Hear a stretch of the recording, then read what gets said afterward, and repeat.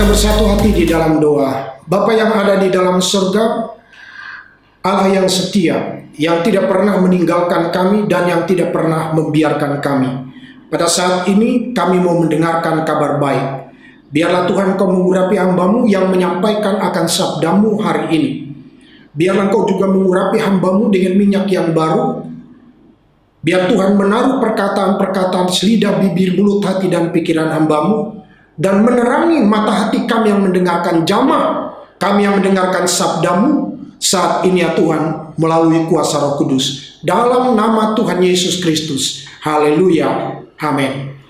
Shalom Aleichem Besem Hamasia. Puji Tuhan, saudara-saudara yang dikasihi oleh Tuhan. Pada saat ini kembali kita bersama-sama beribadah, berkumpul untuk memuji, menyembah, meninggikan, memuliakan nama Tuhan. Terlebih saat ini waktunya untuk kita mendengarkan akan sabda Tuhan. Namun sebelumnya, saya berharap saudara-saudara yang dengan setia mengikuti ibadah ini secara online di rumah, dalam keadaan sehat, dalam keadaan baik, diberkati oleh Tuhan dan hidup di dalam kelimpahan kasih karunia Tuhan. Itu harapan saya setiap kali. Saya ingin memastikan bahwa saudara-saudara senantiasa terpelihara oleh karena kekuatan kuasa Roh Kudus. Doa saya agar firman itu mendatangkan kekuatan baru bagi saudara-saudara dan mujizat kuasa Tuhan terus terjadi atas hidup saudara pribadi lepas pribadi. Saudara, baik, kita akan masuk kepada tema kita pada minggu ini. Tema kita ialah atribut Allah setia menurut 1 Korintus pasal 10 ayat 13. Sebuah konstruksi atribut dalam perspektif Allah Tritunggal secara biblika dan implikasi teologis. Mari kita membaca 1 Korintus 10 ayat 13. Pencobaan-pencobaan yang kamu alami ialah pencobaan-pencobaan biasa yang tidak melebihi kekuatan manusia. Sebab Allah setia, dan karena itu Ia tidak akan membiarkan kamu dicobai melampaui kekuatanmu. Pada waktu kamu dicobai, Ia akan memberikan kepadamu jalan keluar sehingga kamu dapat menanggungnya. Saudara-saudara sekalian, ketika kita mempertimbangkan sifat-sifat ilahi seperti yang diungkapkan oleh bacaan kita hari ini, Allah setia, kita perlu ingat bahwa artikulasi sifat-sifat ini selalu dipahami sebagai sifat-sifat Allah Tritunggal. Sifat-sifat yang khas pada diri pribadi, hubungan-hubungan, dan perikorisisnya yang melimpah dalam tindakan mencipta, mendamaikan, dan menyempurnakannya di dunia ini. Menggunakan istilah perikoresis atau perikoreo, ini artinya mencakup, melingkupi, meliputi. Di mana ini adalah satu konsep yang digunakan oleh para teolog untuk memahami doktrin tentang Allah Tritunggal antara Bapa, Putra, dan Roh Kudus. Saudara-saudara, dalam konsep inilah menjadi Kristen itu berarti mempercayai, mengalami, menyembah Allah dengan cara Tritunggal Maha Kudus itu. Dengan cara ini, saudara, baik atribut transendensi dari Allah atau sifat-sifat Allah yang tidak dapat dikomunikasikan, seperti Allah berdaulat, Allah itu maha tahu, Allah itu maha kuasa misalnya, maupun atribut imanensi dari Allah itu, atau sifat-sifat dari Allah yang dapat dikomunikasikan. Nah, salah satu yang menjadi tema kita hari ini ialah Allah itu setia. Ini, saudara-saudara, atribut-atribut ini diartikulasikan pada pandangan sentral, yaitu Allah Tritunggal. Nah, sekarang kita akan melihat menurut teks bacaan kita dari 1 Korintus 10 ayat 13 ini, bahwa karena Allah setia, maka kita kuat menanggung pencobaan dan pergumulan hidup. Tentu konteksnya adalah jemaat Korintus, tetapi alasan sifat Allah setia inilah yang menjadi dasar, menjadi alasan sehingga kita kuat menanggung pencobaan dan pergumulan itu. Saudara, kita perhatikan bacaan ulang kita. Pencobaan-pencobaan yang kamu alami adalah pencobaan biasa yang tidak melebihi kekuatan manusia. Sampai di situ. Mengapa tidak melebihi kekuatan manusia? Sebab Allah setia. Jadi ini yang menjadi alasan mengapa tidak melebihi kekuatan. Sebab di situ Allah setia. Kemudian teks selanjutnya, dan karena itu di sini, dan karena Allah setia, terus kita baca, Ia tidak akan membiarkan kamu dicobai melampaui kekuatanmu. Pada waktu kamu dicobai, Ia akan memberikan kepadamu jalan keluar sehingga kamu dapat menanggungnya. Perhatikan frasa sebab Allah setia adalah alasan utama kita mengapa Allah tidak membiarkan kita dicobai melampaui kekuatan kita, dan bahkan memberikan kepada kita jalan keluar sehingga kita dapat menanggungnya. Oleh karena itu, saudara, kesetiaan Allah merupakan alasan mengapa kita kuat. Dan kesetiaan adalah sifat moral Tuhan, sebuah karakteristik inheren yang diungkapkan di dalam kitab suci dan ditunjukkan melalui aktivitas Tuhan dan ditunjukkan melalui aktivitas Tuhan dalam sejarah. Kesetiaan Tuhan atau kesetiaan Allah berarti kita bisa mempercayai Dia secara implisit. Dalam situasi apapun, kita dapat bersandar, berharap, dan bergantung sepenuhnya kepadanya. Kita bandingkan dengan Markus 11 ayat 22. Yesus menjawab mereka, percayalah kepada Allah. Saudara-saudara, ketika mereka melihat pohon ara yang dikutuk itu menjadi kering, mereka kagum. Lalu Kristus berkata, percayalah kepada Allah. Perintah dalam teks ini sebaiknya dipahami bukan hanya sebagai panggilan bagi kita untuk mengembangkan kualitas iman kita, tetapi juga untuk berpegang teguh pada kesetiaan Allah itu. Artinya apapun yang terjadi, dimanapun kita berada, kita harus berpegang pada kesetiaan Allah itu.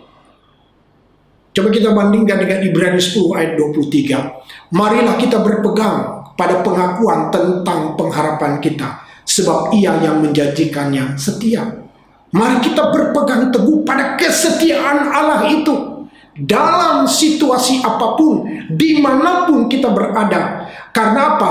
Karena Tuhan itu dapat dipercaya dalam hal kesetiaannya. Karakteristik kesetiaan Allah ini, saudara, juga digambarkan Tuhan kepada Musa di Sinai. Ketika ia berdiri di hadapan Tuhan dengan setlo batu yang kedua. Mengingat pada waktu itu kehancuran bangsa Israel yang hampir musnah karena dosa mereka menyembah anak lembu. Saudara, lihat di sini karakteristik dari kesetiaan Tuhan ini. Kita baca di dalam Keluaran 34 ayat 6. Berjalanlah Tuhan lewat dari depannya dan berseru, Tuhan, Tuhan Allah penyayang dan pengasih, panjang sabar, berlimpah kasihnya dan setianya. Di situ Musa melihat keindahan dari karakteristik kesetiaan Tuhan itu diperlihatkannya, meskipun bangsa yang dipanggil dan dipilihnya itu telah berbuat dosa yang besar. Kesetiaan Allah ini juga, saudara, yang menyemangati Yeremia dalam pencobaan dan ratapan pribadinya atas kehancuran Yerusalem. Kesetiaan Allah. Kita lihat, kita bandingkan dengan ratapan 3 ayat 19 sampai 23. Ingatlah akan sengsaraku dan pengembaraanku, akan ipuh dan racun itu. Jiwaku selalu teringat akan hal itu dan tertekan dalam diriku. Sampai di situ. Saudari ini berbicara tentang penderitaan, sakit hati, dan bagaimana ratapan pribadi Yeremia. Tetapi di ayat 22, ayat 21, tapi hal-hal inilah yang kuperhatikan, oleh sebab itu aku akan berharap. 22, tak berkesudahan kasih setia Tuhan, tak habis-habisnya rahmatnya, selalu baru tiap pagi, besar kesetiaanmu. Tetapi ini yang kuperhatikan, oleh sebab itu aku akan berharap. Berharap kepada apa? Kasih setia Tuhan. Besar kesetiaan dari Tuhan itu. Ini yang memberi dorongan dan semangat luar biasa dalam kehidupan Yeremia. Saudara-saudara, sifat Allah yang setia yang memungkinkan kita untuk tetap berhubungan dengannya meskipun kecenderungan kita itu berbuat dosa. Karena setiap hari kita menghadapi godaan untuk berbuat dosa. Artinya begini, ketika kita gagal dan berbuat dosa, kesetiaan Tuhan tetap menjangkau kita. Mengapa? Pertanyaannya, mengapa kesetiaan Tuhan itu tetap menjangkau kita? Karena Allah menghargai hubungan dengan kita. Dan oleh karena itu selalu ada ketentuan bagi orang percaya yang jatuh di dalam dosa untuk dipulihkan di dalam persekutuan yang utuh dengan Tuhan itu. Yohanes mengatakan seperti ini dalam 1 Yohanes 1 ayat 9. Jika kita mengaku dosa kita, maka ia setia, maka ia adalah setia dan adil, sehingga akan mengampuni segala dosa kita dan menyucikan kita dari segala kejahatan kita. Artinya di sini, ketika kita mau bertobat, mengaku dosa kita, maka ia adalah setia.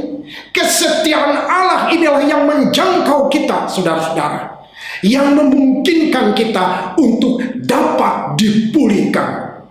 Nah, hal ini tentunya membawa kita kepada implikasi teologis. Dan untuk mempertimbangkan sebuah tantangan yang mungkin terjadi terhadap klaim bahwa Allah setia. Pertanyaannya, tantangannya adalah, mungkinkah dosa kita membuat Allah tidak setia? Paulus memberikan tanggapannya di dalam 2 Timotius 2 ayat 13 dan Roma 3 ayat 3 sampai 4. 2 Timotius 2 ayat 13. Jika kita tidak setia, Dia tetap setia, karena Dia tidak dapat menyangkal dirinya. Itu tanggapan Rasul Paulus. Saudara, meskipun demikian, Tuhan tetap setia.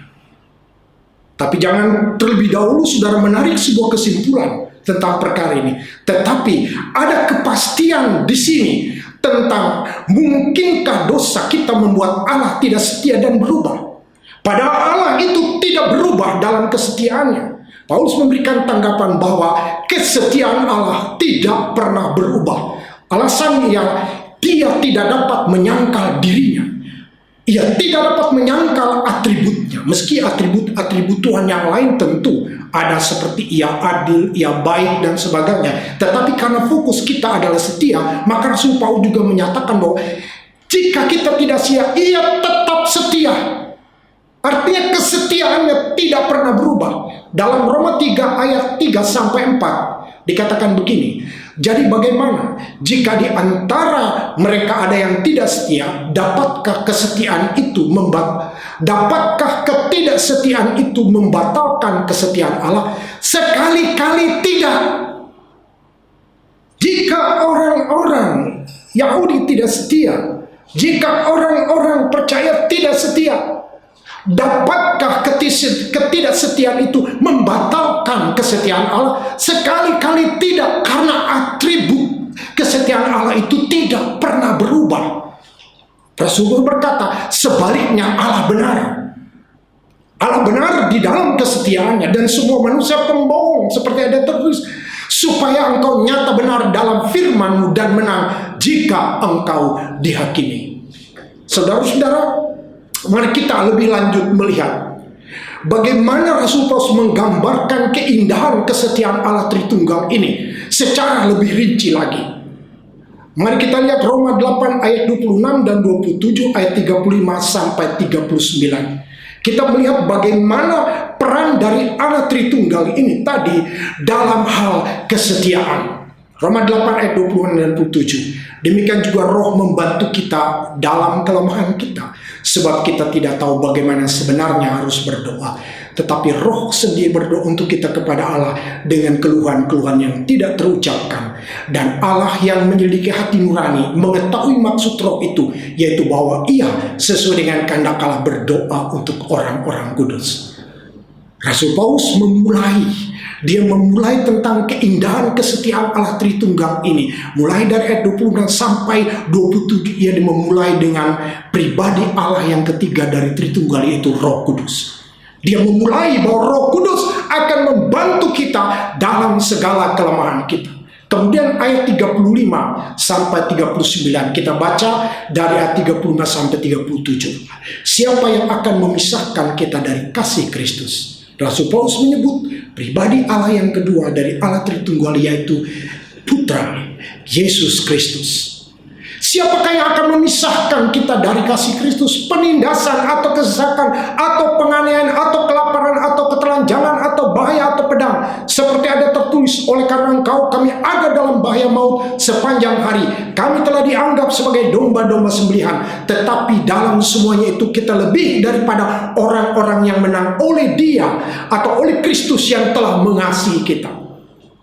Jadi kesetiaan dari Roh Kudus, ayat 26-27, kesetiaan dari Kristus, itulah yang menjadi alasan, sifat, atribut, karakteristik setia dari Roh Kudus, dari Kristus inilah yang menjadikan saudara-saudara kita beroleh kekuatan.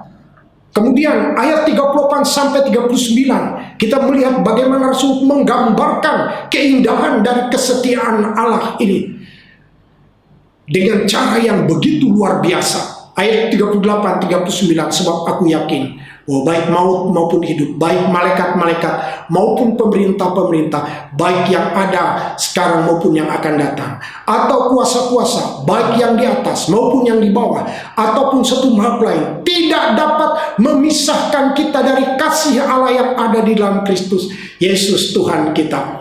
Sudah kita melihat di situ bagaimana Rasul Paulus menggambarkan keindahan kesetiaan Allah Tritunggal itu dengan begitu rinci dalam Roma 8 ayat 26 sampai 27 ini. Kemudian dari ayatnya yang ke-35 sampai 39 dan begitu luar biasa. Akan tetapi kepastian sifat dan sirkulasi kesetiaan Allah ini bukanlah bujukan untuk berbuat dosa tanpa rasa takut akan akibatnya. Ini menjadi catatan penting untuk kita. Tidak berarti kepastian sifat dan sirkulasi kesetiaan Allah ini sebagai bujukan untuk kita berbuat dosa tanpa rasa takut akan akibatnya. Melainkan kesetiaan Allah ini menjadi sebuah dorongan untuk kita tetap teguh dalam setiap pergumulan hidup, atau dorongan kuat untuk kembali kepada Tuhan dari dosa. Jadi kesetiaan Allah ini sudah bukan alasan untuk kita berbuat dosa tanpa rasa takut akan akibatnya. Sebaliknya, sebuah dorongan kuat untuk kita kembali kepada Tuhan dari dosa. Sekalipun saudara dosamu seperti kemisi akan diputihkan seperti salju, merah seperti kusumba akan diputihkan seperti bulu domba. Itu menunjukkan kesetiaan Allah yang tidak pernah berubah. Sangat penting juga dipahami oleh kita bahwa kesetiaan Allah, saudara, itu bersifat dinamis, hidup dan bekerja. Kesetiaan Allah itu bukan sesuatu yang bersifat mekanis, statis, dan tidak terpengaruh oleh pasang surutnya kehidupan kita. Yakobus mengatakan kepada kita bahwa iman tanpa perbuatan adalah mati. Bagaimana caranya supaya kesetiaan Allah itu menjadi utuh di dalam hidup kita, dapat kita nikmati dan kita rasakan di dalam sebuah pengalaman hidup kita, bukan hanya di dalam hal pemahaman kita, tapi di dalam pengalaman. Maka saudara-saudara, dikatakan di situ bahwa iman tanpa perbuatan, Yakobus 2:17, itu pada hakikatnya mati. Karena kesetiaan Allah itu bersifat dinamis dan hidup, bukan bersifat mekanis, statis. Jadi kita salah memahami jika kesetiaan Allah itu sudah bersifat mekanis, seperti halnya kita picik tombol kalkulator 1 tambah 1 sama dengan 2. Tidak demikian. Meskipun kesetiaan Allah itu tidak berubah, tetapi kesetiaan Allah itu bersifat dinamis, hidup dan bekerja. Oleh karena itu, kata kunci untuk menerima pujian yang tinggi dari Allah Tritunggal pada hari penghakiman, seperti perumpamaan Kristus di dalam Matius 25 ayat 23. Saudara-saudara, kata kuncinya ialah setia, berpegang kepada kesetiaan Allah Tritunggal.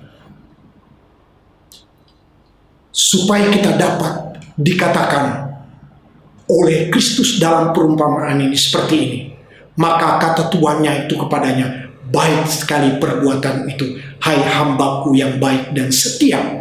Engkau telah setia memikul tanggung jawab dalam perkara kecil, aku akan memberikan kepadamu tanggung jawab dalam perkara besar. Masuklah dan turutlah dalam kebahagiaan Tuhanmu. Kesetiaan Allah, sifat Allah yang setia, seharusnya menjadi kata kunci untuk kita menjadi orang Kristen yang juga setia sampai mati, sehingga kita mendapatkan pujian dari Tuhan di hari penghakiman bahwa kita termasuk hamba yang baik dan setia. Amin untuk firman Tuhan. Mari kita berdoa. Bapa kami yang ada di surga, Engkau telah setia. Engkau adalah Allah yang setia. Engkau tidak pernah berubah dalam kesetiaan. Terpujilah Engkau Tuhan. Biarlah kesetiaan-Mu mendorong kami untuk maju, mendorong kami untuk kuat, mendorong kami untuk tetap taat. Biarlah kesetiaan-Mu itu yang menjadi alasan untuk kami menjadi orang Kristen yang lebih daripada pemenang. Terpujilah nama-Mu dalam nama Tuhan Yesus. Amin.